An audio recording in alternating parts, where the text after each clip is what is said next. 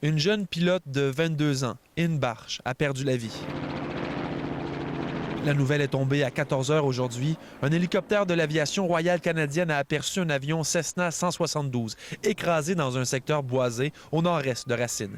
À l'intérieur, le corps inanimé de la jeune femme, porté disparu depuis près de 3 jours.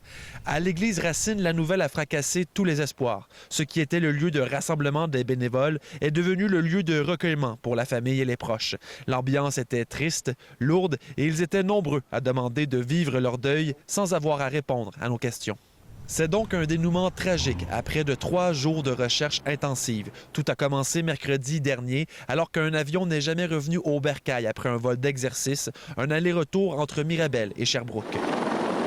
Le jour suivant, à peine 1 heure du matin, le travail s'entamait. L'Aviation royale canadienne a déployé un hélicoptère de type Griffon et un imposant avion de type Hercule. Quant à la Sûreté du Québec, elle a déployé un hélicoptère en soutien aux opérations menées de la base militaire Trenton, en Ontario, sans oublier les nombreux bénévoles présents, tant dans les airs que sur le sol.